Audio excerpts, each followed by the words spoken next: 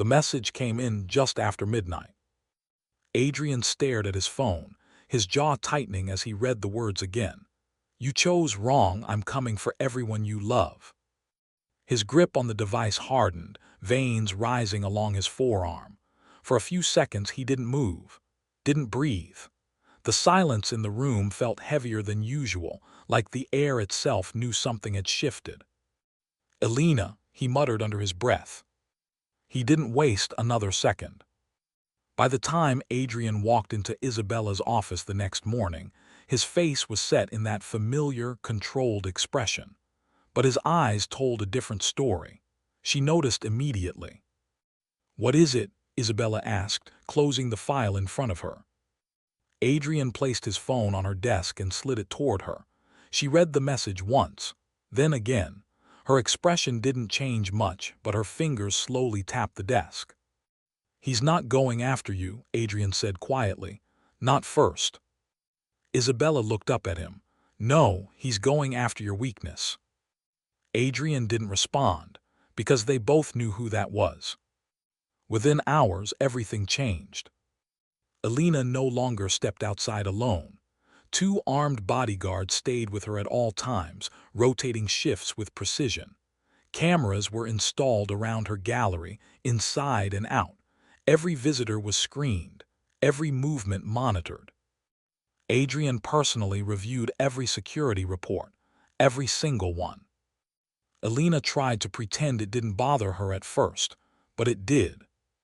"You're overdoing it," she said one evening, watching as one of the guards stood just a few feet away from her in the gallery. Adrian sat beside her, his expression unreadable. "I'm not. I can't even breathe without someone watching me. What's the point?" She exhaled sharply, placing a hand on her stomach. "I'm not hiding in fear, Adrian, not like this." He finally looked at her, really looked at her. "You think this is fear?" he asked. "This is survival." Elena held his gaze, unflinching. "I won't let him control how I live my life."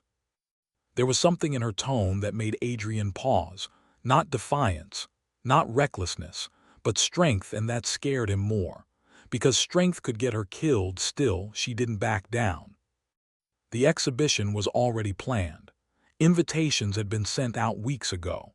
High-profile guests, collectors, investors, people who didn't cancel plans because of threats they couldn't see.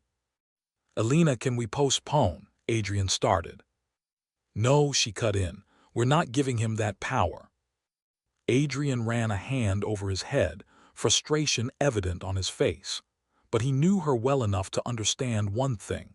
She had already decided. The night of the exhibition arrived faster than he would have liked. The gallery was alive with quiet chatter, expensive perfume, and the soft clink of glasses. Paintings lined the walls under perfect lighting, each piece telling a story Elena had poured herself into. Adrian stood at a distance, watching everything, every movement, every face. His eyes scanned the room like a machine. Isabella arrived shortly after, her presence shifting the energy slightly. People noticed her. They always did.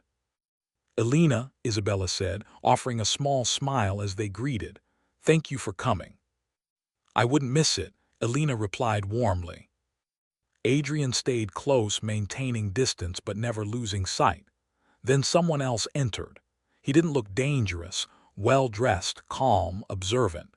But something about him made Adrian's instincts sharpen. He watched as the man approached Isabella. "Ms. Laurent," he said smoothly, "I've been looking forward to meeting you." Isabella turned, studying him briefly. "And you are?" "Bill Carter." He extended his hand. She shook it, her expression neutral but polite. "I've heard a lot about your work. Impressive doesn't even begin to cover it." Isabella gave a faint smile. "I could say the same." They spoke briefly, nothing too deep, just enough to exchange interest and business cards. From a distance, it looked ordinary. But Adrian didn't miss the way Bill observed the room, the quiet awareness behind his calm demeanor. Still, there was no immediate threat. Not yet. The night went on without incident. No attacks, no disturbances, just art, conversation, and controlled tension beneath the surface. Then nothing. 1 day passed, then 2, then 5. A full week with no messages, no movement, no sign of Victor. It almost felt like a pause, like the storm had changed direction. Adrian didn't trust it, not even a little. It happened on a quiet evening. Elena was leaving the gallery, her bodyguards close behind as usual.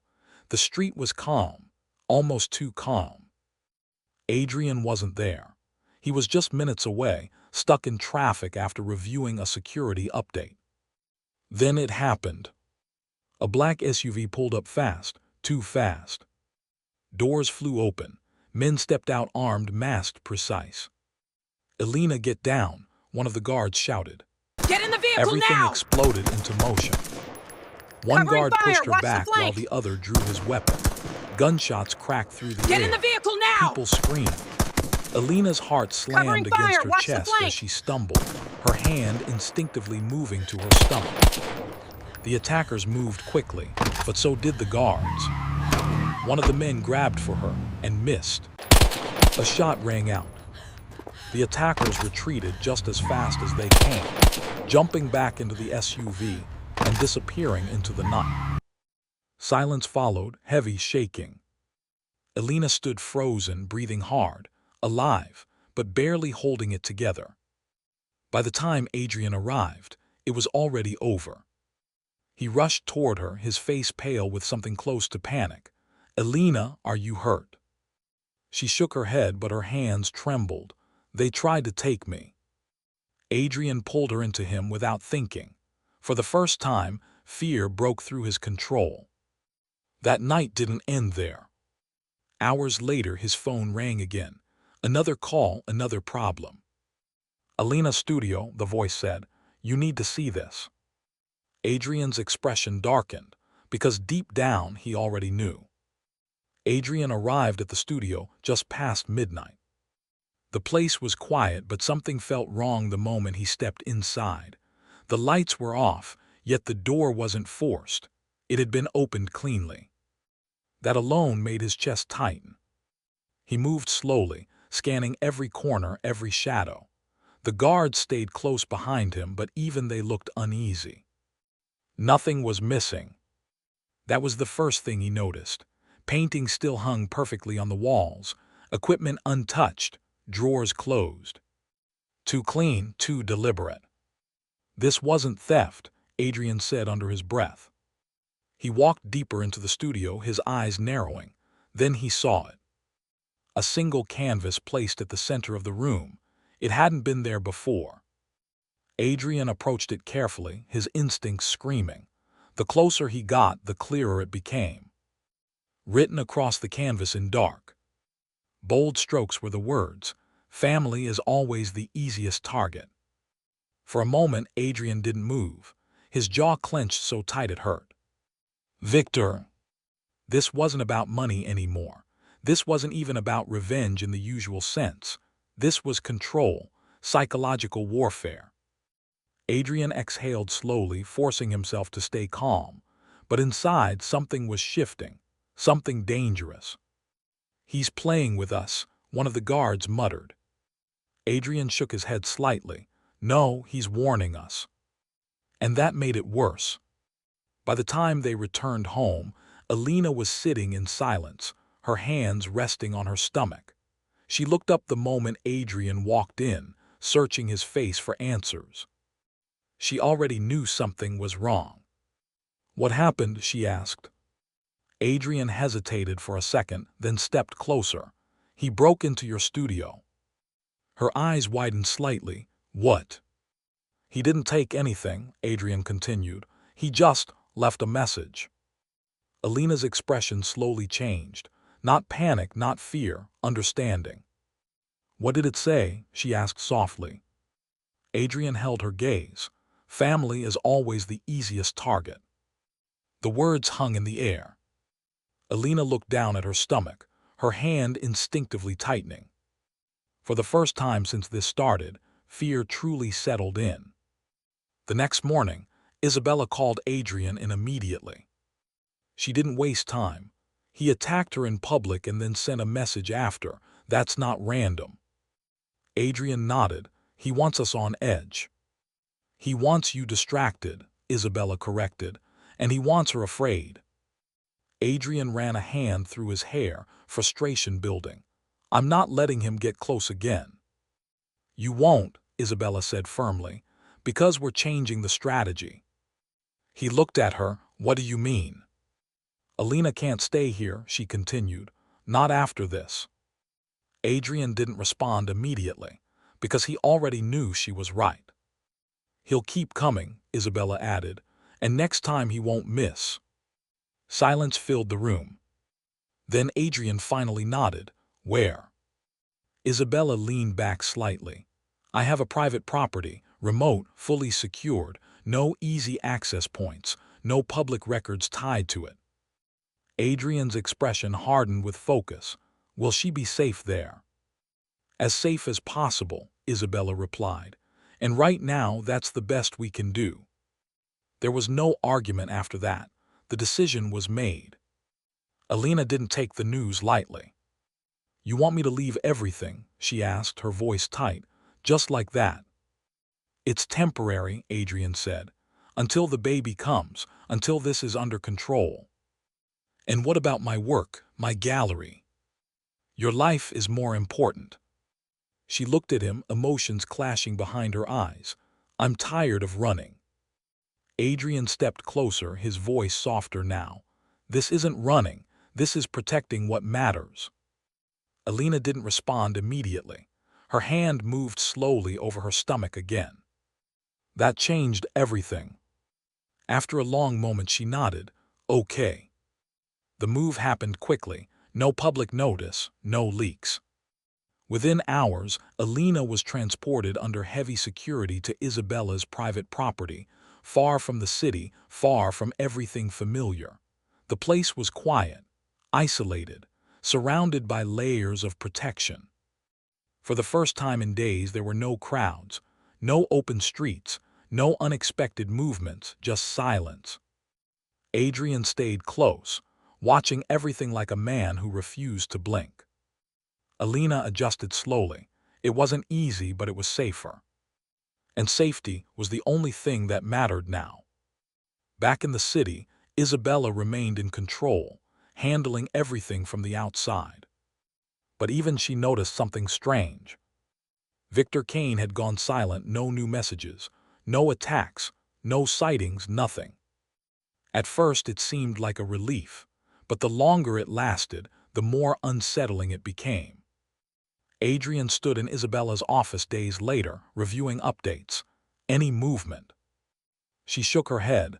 Nothing, it's like he disappeared. Adrian frowned. That's not good. No, Isabella agreed, it's not. Because men like Victor didn't stop, they adapted, and silence meant planning. Elsewhere in a place no one could trace, Victor Kane sat alone, his expression dark with anger.